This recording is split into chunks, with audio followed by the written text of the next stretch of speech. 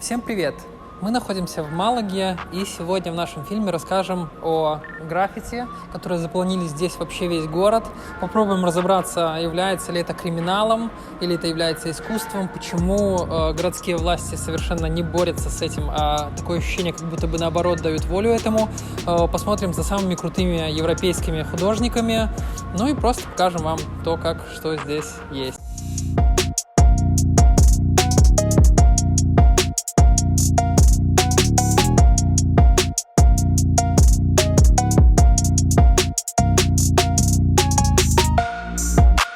Вообще считается, что вот этот район, в котором мы находимся, он был одним из самых депрессивных, одним из самых таких грязных в городе.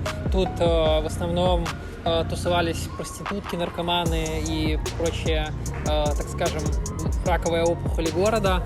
И правительство решило как-то разнообразить этот район, добавить ему немного больше имиджа, больше богатства и больше успеха.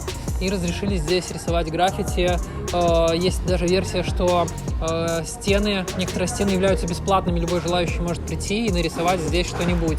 Вообще сюда привлекали очень разных артистов, разных художников. Вот известная граффити Оби. И вообще сама улица Малага Артист. Я не помню, как она называется. Называется Маус. Потом приведем в описании под видео ссылочку. Ну, вот такой район. Вообще, если погуглить информацию про граффити в Малаге в Википедии, то там написано, что возле знаковых граффити расположены QR-коды, где туристы могут просто подойти, отсканировать на телефоне и почитать много дополнительной информации. Но граффити, я так понимаю, зарождаются, рисуются быстрее, чем успевают для них нанести туристическую информацию.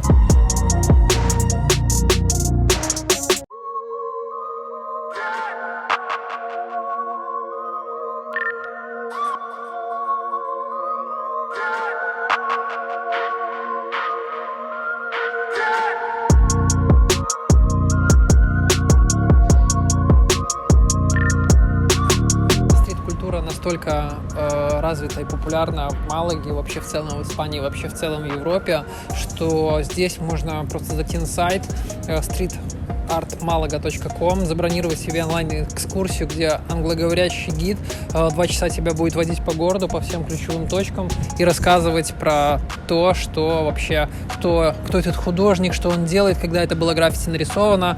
И более даже, может быть, интересно, чем мы рассказываем. Вот там на фоне видна большая экскурсия тех людей, которые слушали про вот это вот граффити.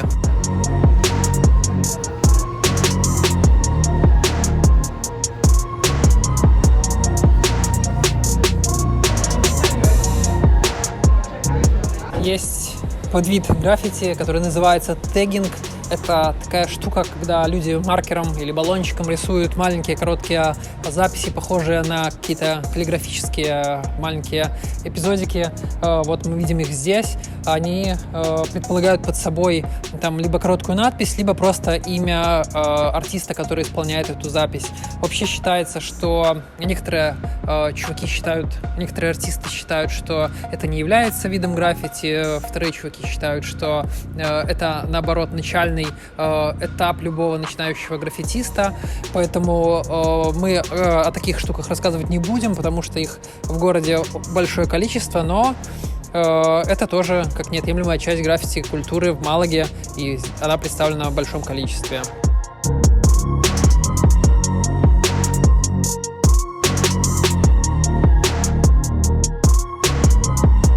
Иногда среди граффити можно обнаружить и противостояние двух граффитистов. Вот найдите на граффити, найдите на граффити вандализм. Или этот вандализм и есть представление, продолжение этого граффити.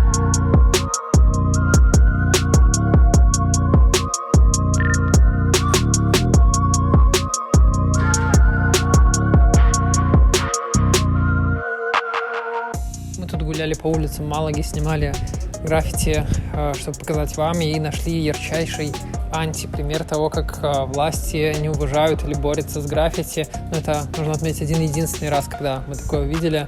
Вот, вероятно, это какая-то, я не знаю, как переводится там табличка, вероятно, это какое-то муниципальное здание, в котором заменили сначала двери, а потом, типа, по законам внесли вот эту табличку, закрасив лицо чувака, но выглядит это не менее интересно, ведь самое интересное осталось там за дверью, и мы теперь не знаем, что там было.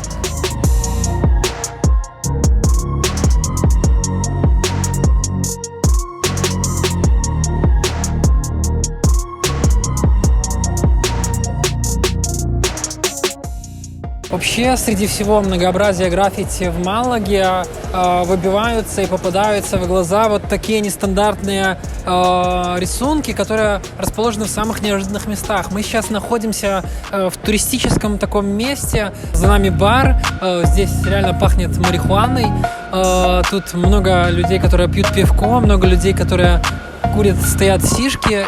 Граффити очень легко узнать, потому что они характерны. В основном они такие вот в тексте. Например, на этом граффити написано шаги, которые нужно сделать, чтобы убрать этот мурал.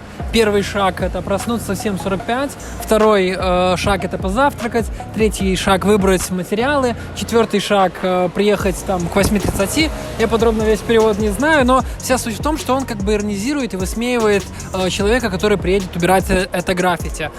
Сам Дракул говорит, что все граффити, которые он рисует, в 99% случаев он не спрашивает разрешения, он рисует их везде в городе, и основная черта его граффити — это высмеивание поп-культуры, высмеивание массового туризма и высмеивание вот такой вот популярного искусства.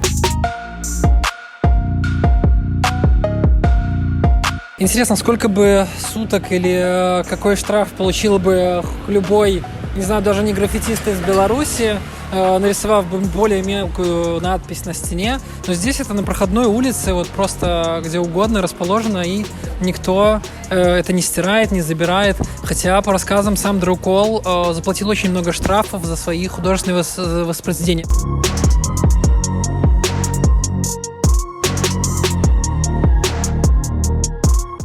Таким было наше первое видео про граффити в Малаге.